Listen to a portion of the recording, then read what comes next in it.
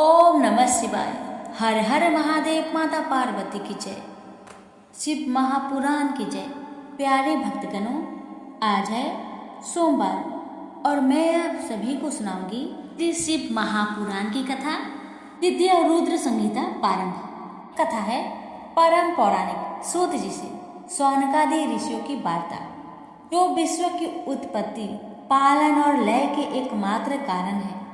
उन अनंत कीर्ति वाले, गौरीपति, अचिंत्य रूप वाले, निर्मल बोध स्वरूप, मायाश्रित किंतु माया रहित शिव जी को मेरा नमस्कार है। श्री व्यास जी ने कहा, शिव जी जगत के पिता और शिवाजी, पार्वती जी माता तथा उनके पुत्र श्री गणेश जी को नमस्कार कर मैं इस संहिता का वर्णन करता हूँ। एक समय नैमिषारण्य में जब समस्त शौनकादि मुनियों ने परम भक्ति से सूत जी से यह प्रश्न किया कि शिव जी का सर्वश्रेष्ठ स्वरूप क्या है और पार्वती जी सहित उनका दिव्य चरित्र क्या है, लोक के कल्याणकर्ता श्री शंकर जी किस प्रकार प्रसन्न होते हैं और प्रसन्न होने पर क्या फल देते हैं, तथा ब्रह्मा विष्णु महेश ये तीनों देवता शिव जी के अंग से उत्पन्न हुए हैं और इनमें महेशी पूर्णास है, तथा शिव पार्वती का अभिभार्य और विवाह कैसे हुआ, उनकी उन सब लीलाओं को हमें बताइए। जो परम पौराणिक सूत जी बोले, हे मुनीश्वरों, इस उत्तम प्रश्न के लिए आप लोगों को धन्यवाद है, क्योंकि आप शिव निष्ठों ने शिव जी की कथा संबंधी 3 बड़े उत्तम प्रश्न किए हैं, जो सुनने वाले को गंगा जल की भांति पवित्र करने वाले हैं। आपके प्रश्न के अनुसार शिव जी के चरित्र को यत्न पूर्वक मैं आपकी बुद्धि के अनुसार कहता हूँ। आप लोग आदर सहित सुनिए। जैसा प्रश्न आपने किया है, ऐसा ही शिव जी की प्रेरित हुए नारद जी ने अपने पिता ब्रह्मा जी से यही प्रश्न पूछा था। तब शिव भक्त ब्रह्मा जी ने प्रसन्न हो अपने पुत्र नारद जी को हर्षित करते हुए शिव जी का यश वर्णन किया था। श्री व्यास जी कहते हैं कि जब सूत जी ने ऐसा कहा तो उनके इस वाक्य को सुनकर वे सब ब्राह्मण कुतूहल सहित उस संवाद को इस प्रकार पूछने लगे कि हे सूत जी, हे महाभाग, हे शिव भक्तों में उत्तम बुद्धि वाले, यह ब्रह्मा और नारद जी का संवाद कब हुआ था, जिसमें भव बंधन से छुड़ाने वाली भगवान शिव की लीला वर्णित है। हे तात, उनके प्रश्न के अनुसार ही हमें सब प्रेम से सुनाइए। शिव जी की काम विजय। श्री सूत जी बोले, हे विभो, एक समय श्री नारद जी तप करने की इच्छा से हिमालय पर्वत की एक अत्यंत सुंदर गुफा में गए, जहाँ देवनदी गंगा जी बड़े वेग से बह रही थी। वहां रहकर मुनि श्रेष्ठ नारद जी ने बहुत काल तक तप किया और जिसमें उन्होंने मौन होकर अंग ब्रह्मा को समाधित्य होकर ब्रह्मा साक्षात्कार करने वाले विधान को प्राप्त किया। उनके उस तप से इंद्र कंपित हो गए और विघ्न उपस्थित करने के लिए काम का स्मरण किया।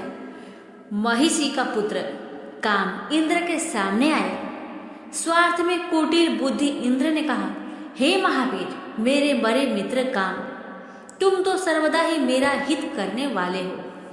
इस समय मेरी सहायता करो। तुम्हारी ही बल से तो मैं कितनों के तप बल का गर्व नष्ट कर राज्य करता हूँ। हिमालय पर्वत की गुफा में नारद मुनि तप कर रहे हैं। वे मन में शिव जी को धारण किए अचल समाधित्य है। कहीं वे ब्रह्मा जी से मेरे राज्य की याचना ना करे, अतः तुम उनके तप में विघ्न करो। काम नारद जी का तप भंग करने चला गया। वहां पहुंचकर उसने अपनी संपूर्ण कलाओं की रचना की।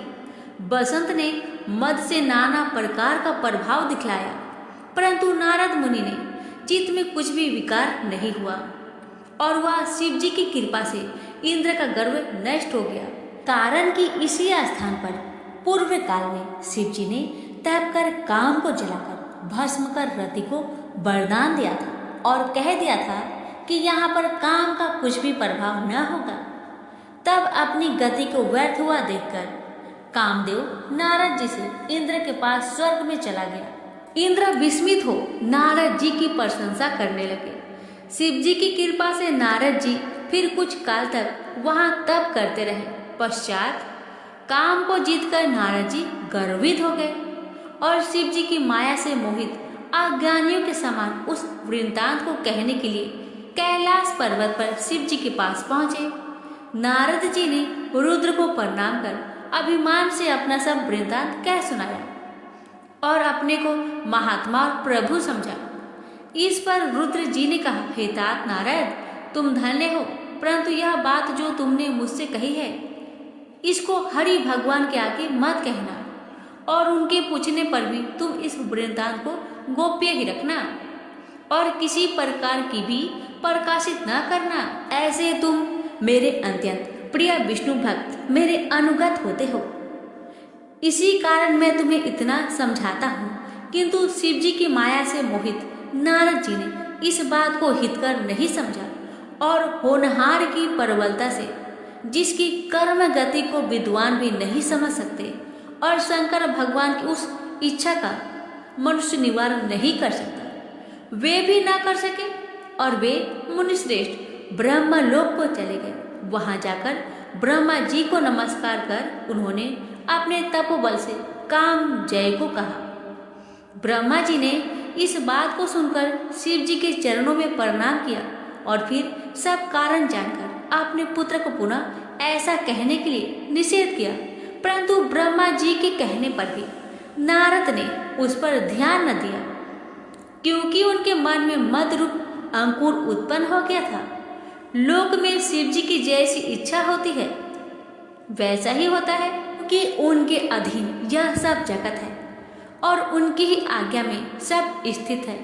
नष्ट बुद्धि वाले मदंकर मन वाले नारद जी अपना वृत्तांत कहने के लिए शीघ्र ही विष्णु लोक में विष्णु जी के पास पहुंचे।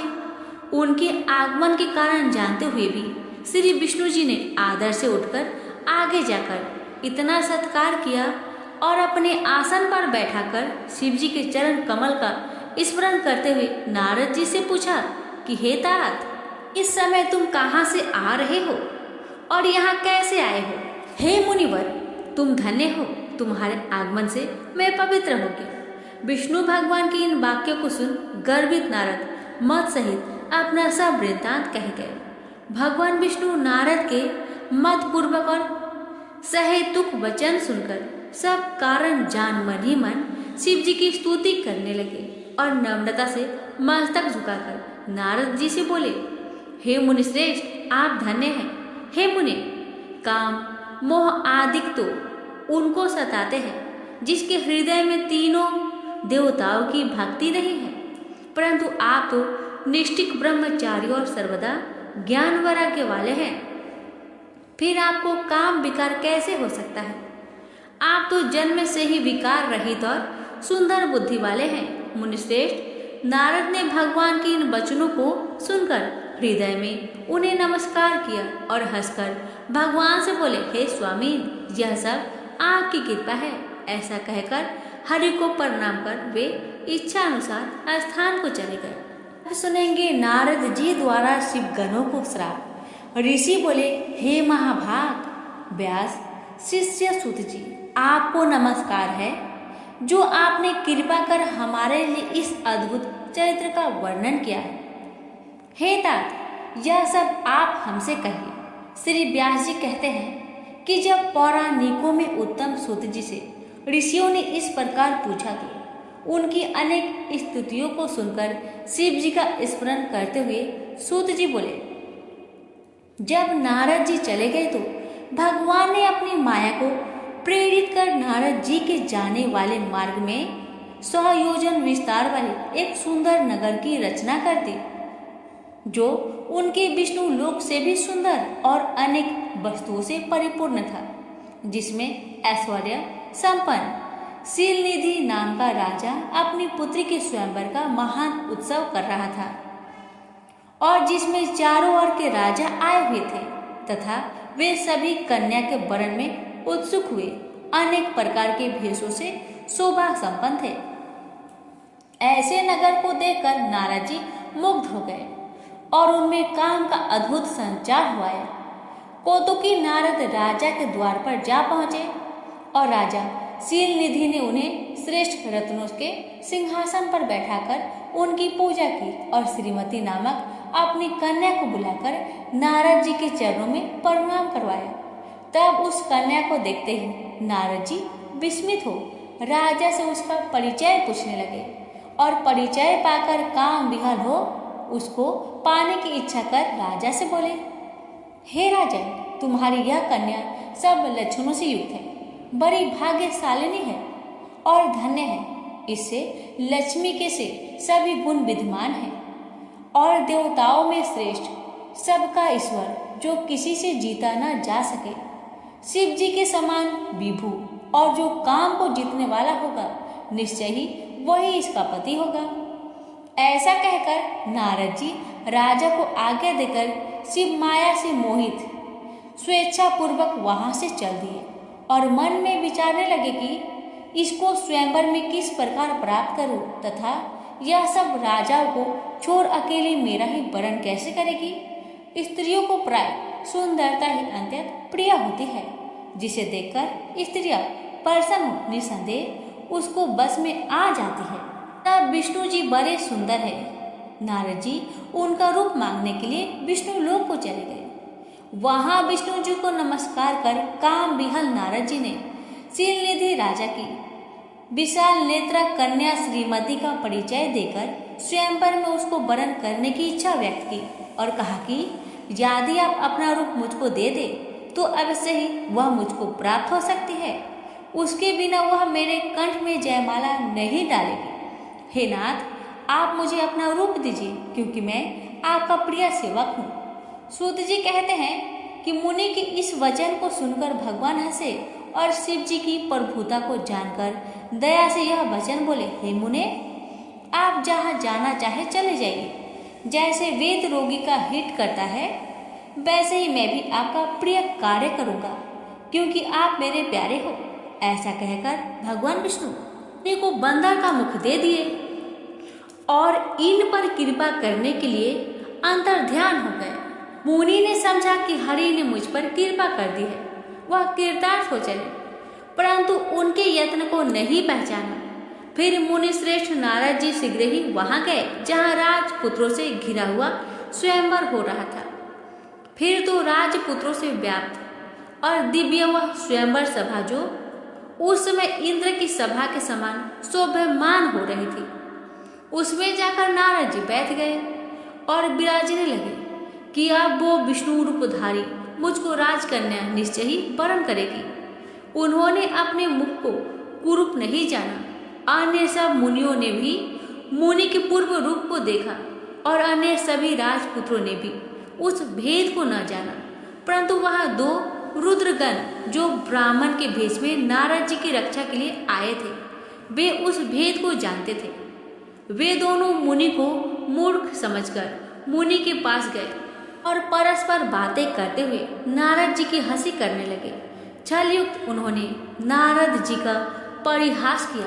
काम विहल मुनि ने उनके वाक्य को यथार्थ रूप में नहीं सुना और राजकन्या को प्राप्त करने की इच्छा से उसी को देखते हुए मोहित हो गए। इसी बीच वह राजकन्या बहुत सी स्त्रियों सहित अंतरपुर से पति वरण की इच्छा से चली, जिसके हाथ में स्वर्ण की माला थी और वह सुंदर व्रत बालिक साक्षात लक्ष्मी के समान सभा में आ पहुंची तथा अपने समान वर को ढूंढते हुई घूमने लगी। तब मुनि का और सब रूप तो विष्णु का था, किंतु मुख बंदर का सा देखकर वह मुनि पर अत्यंत कुपित हुई और वहां से दृष्टि हटाकर प्रसन्न मन से आगे चली। उसने सारी सभा को देखा पर किसी को अपने अनुरूप न पाकर माला नहीं पहनाया। इसी समय राजा जैसा स्वरूप धारण किए हुए श्री विष्णु वहां आए, जिन्हें राजकन्या के सिवा किसी ने नहीं देखा। भगवान को देखते ही कन्या का मुख कमल प्रसन्न हो उठा और वर चाहने वाली उसने भगवान के गले में माला पहना दी। राजा और रूपधारी विष्णु उसको लेकर शीघ्र ही अंतर्ध्यान हो गए और अपने स्थान को चले गए। अन्य राजकुमार राजकन्या के न पाने से निराश हो गए तथा नारद जी काम से और विहल हो गए।